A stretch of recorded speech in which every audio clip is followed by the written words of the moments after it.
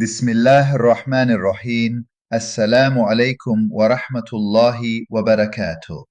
Welcome to another session of this course on Islamic inheritance law, in which we shall be looking at the inheritance of an unborn child. Let's start off with text from the Sirajiyya.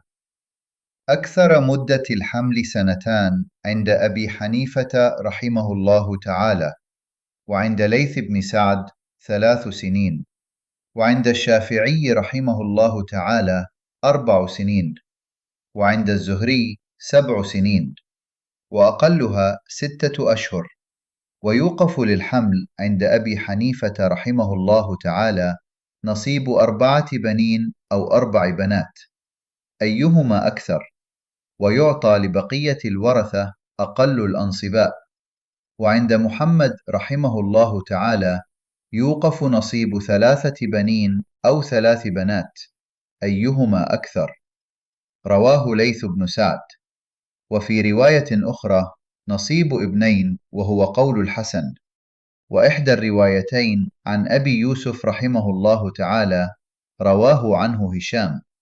وروى الخصاف رحمه الله عن أبي يوسف رحمه الله تعالى أنه يوقف نصيب ابن واحد أو بنت واحدة، وعليه الفتوى، ويؤخذ الكفيل على قوله. فإن كان الحمل من الميت وجاءت بالولد لتمام أكثر مدة الحمل أو أقل منها، ولم تكن أقرت بانقضاء العدة، يرث ويورث عنه. وإن جاءت بالولد لأكثر من أكثر مدة الحمل لا يرث ولا يورث. وإن كان من غيره وجاءت بالولد ل6 أشهر أو أقل منها يرث. وإن جاءت به لأكثر من أقل مدة الحمل لا يرث. فإن خرج أقل الولد ثم مات لا يرث، وإن خرج أكثره ثم مات يرث. فإن خرج الولد مستقيما فالمعتبر صدره، يعني إذا خرج الصدر كله يرث. وإن خرج منكوسا فالمعتبر سرته. الأصل في تصحيح مسائل الحمل أن تصحح المسألة على تقديرين، أعني على تقدير أن الحمل ذكر، وعلى تقدير أنه أنثى، ثم تنظر بين تصحيحي المسألتين، فإن توافقا بجزء فاضرب وفق أحدهما في جميع الآخر، وإن تباينا فاضرب كل واحد منهما في جميع الآخر. فالحاصل تصحيح المسألة، ثم اضرب نصيب من كان له شيء من مسألة ذكورته في مسألة أنوثته أو في وفقها، ومن كان له شيء من مسألة أنوثته في مسألة ذكورته أو في وفقها، كما في الخنثى. ثم انظر في الحاصلين من الضرب أيهما أقل، يعطى لذلك الوارث. والفضل الذي بينهما موقوف من نصيب ذلك الوارث. فإذا ظهر الحمل فإن كان مستحقا لجميع الموقوف فبها، وإن كان مستحقا للبعض فيأخذ ذلك، والباقي مقسوم بين الورثة، فيعطى لكل واحد من الورثة ما كان موقوفا من نصيبه. كما إذا ترك بنتا وأبوين وامرأة حاملا، فالمسألة من 24 على تقدير أن الحمل ذكر، ومن 27 على تقدير أنه أنثى. فإذا ضرب وفق أحدهما في جميع الآخر صار الحاصل 216، إذ على تقدير ذكورته للمرأة 27، وللأبوين لكل واحد 36، وعلى تقدير أنوثته للمرأة 24، ولكل واحد من الأبوين 32، فتعطى للمرأة 24، وتوقف من نصيبها 3 أسهم، ومن نصيب كل واحد من الأبوين 4 أسهم، وتعطى للبنت 13 سهما، لأن الموقوف في حقها نصيب 4 بنين عند أبي حنيفة رحمه الله تعالى. وإذا كان البنون 4 فنصيبها سهم، و4 أتساع سهم من 24 مضروب في 9 فصار 13 سهما فهي لها، والباقي موقوف وهو 115 سهما. فإن ولدت بنتا واحدة أو أكثر فجميع الموقوف للبنات، وإن ولدت ابنا واحدا أو أكثر فيعطى للمرأة والأبوين ما كان موقوفا من نصيبهم، فما بقي تضم إليه 13 ويقسم بين الأولاد. وإن ولدت ولدا ميتا فيعطى للمرأة والأبوين ما كان موقوفا من نصيبهم، وللبنت إلى تمام النصف وهو 95 سهما، والباقي للأب وهو 9 أسهم لأنه أصبح. An individual who is presumed to be in existence at the time of the death of the deceased person, the propositus, is entitled to inherit. In other words, there must be a real and legally recognized existence at the time of death for inheritance rights to apply. Now, when it comes to an unborn child, Islamic law is very precise. An unborn child is only entitled to inherit if the child is born alive. Life is not assumed automatically. Rather, evidence of life must be established, such as a cry, a voice, or physical movement of the child after birth. The majority of scholars hold that the child must be alive after the completion of delivery in order to qualify as a legal heir. This ensures certainty and removes doubt in matters of lineage and inheritance. According to Hanfi fiqh, there is further legal detail. If a child dies during the process of birth, the child may still inherit if the greater part of the body has emerged before death. The jurists even define clear physical landmarks for this ruling. If the head is delivered first, the legal landmark is the chest. If the feet are delivered first, then the landmark is the navel. Once this point is passed before death, the child is legally treated as having been born alive for inheritance purposes. In Islamic law, an unborn child can fall into one of two legal categories. The unborn child may belong either to the deceased himself or to one of the heirs of the deceased.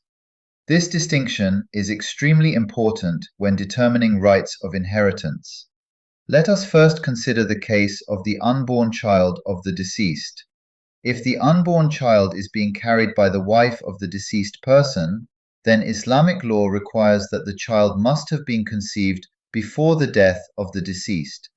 Only then can the child be legally recognized as his child for the purposes of inheritance. Furthermore, the child is only eligible to inherit if born within the maximum gestation period recognized by Islamic law. This period is not calculated randomly. It is legally applied from the beginning of the wife's iddah after the death of her husband. This ensures both biological possibility and legal certainty, so that lineage, inheritance, and family rights are preserved with justice and clarity, in accordance with the principles of Sharia.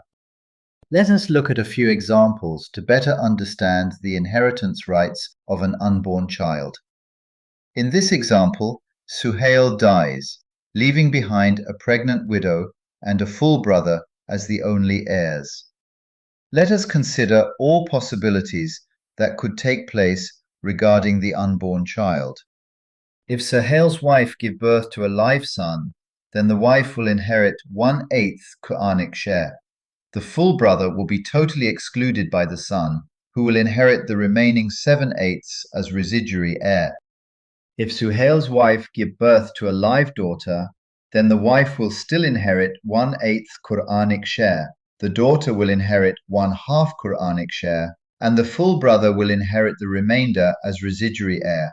He inherits 3/8. If Suhail's wife give birth to a dead child, then the wife will inherit 1/4 Quranic share. The full brother will inherit the remainder of 3/4 as residuary heir. The three possibilities are summarized in this table. If the unborn child is a son or a daughter, or if it is born dead. Pause the video if you wish to analyze the calculations further. We now turn to the second category, the case where the unborn child does not belong to the deceased himself, but rather belongs to one of the heirs of the deceased. If a potential heir is being carried by a woman who is not the wife of the deceased, Islamic law sets very clear conditions. Such a child is only entitled to inherit if the child is born within the minimum gestation period, which is 6 lunar months. Let us understand this with a simple example. Suppose a man passes away, and at the time of his death, his brother's wife is pregnant. In Islamic law, she is presumed to be living in normal marital relations with her husband. Therefore, for her unborn child to be entitled to inherit from the deceased man, it must be established that the child was conceived before the death of the propositus.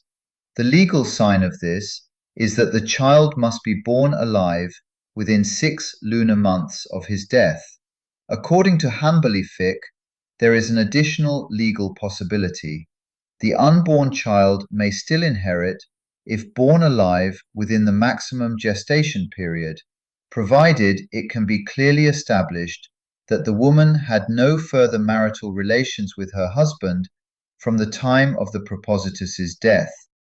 Islamic inheritance law carefully protects the rights of the unborn child through precise legal mechanisms. One of these is the principle of reserving a share for the unborn child when an inheritance case is being distributed. According to the Hanafi, Shafi'i, and Hanbali schools, the estate does not have to be fully suspended. Instead, the existing heirs may receive their shares, but they are given only the smallest possible shares, after calculating all potential outcomes that the unborn child could have on the distribution. In this way, the unborn child's rights are fully protected, while the living heirs are not unjustly deprived. However, in Maliki fiqh, the approach is different. The scholars of this school hold that the entire distribution of the estate is suspended until the unborn child is born, so that the exact reality becomes known and distribution can take place with certainty. Within the Hanfi school itself, there is a specific view attributed to Imam Abu Yusuf, rahimahullah. According to this opinion, the share of one son or one daughter, whichever is greater, is withheld from distribution until the child is born. In Shafi'i fiqh, the rule is more cautious. The share of 2 sons or 2 daughters, whichever is greater, is withheld, and in addition, the shares of heirs who belong to the same class as the unborn child are also withheld until birth. According to Hanbali fiqh, the principle is similar. The share of 2 sons or 2 daughters, whichever is greater, should be withheld to ensure that the unborn child's rights are fully secured. Let us look at some examples. In this example, Suhail and Umar, who are 2 germain brothers, meaning full brothers, die together in a car accident. Umar's wife is pregnant. Suhail has a great nephew, his full brother's son's son. Suhail has no other heirs. How will the inheritance of Suhail be distributed? Can you work it out? Pause the video if you think you can. Suhail and Umar will not inherit from each other. As they die together, there is no cause of inheritance. Let us firstly presume Umar's wife gives birth to a live son. He will inherit as a full nephew, full brother's son. The wife will inherit her Quranic share of 1/4. The absence of a child or agnatic grandchild. The newborn boy will inherit the remaining 3/4 of the estate as the nearest residuary heir. If Umar's wife gives birth to a live daughter, she will inherit as a full niece, full brother's daughter. The wife will inherit her Quranic share of 1/4 the absence of a child or agnatic grandchild. The newborn daughter will inherit nothing, as she belongs to distant kindred class of heirs, also known as uterine heirs or distant kindred class of heirs. The remaining 3/4 of the estate will be inherited by Zahir, the great-nephew, who is Suhail's full brother's son's son, if Umer's wife gives birth to a dead child.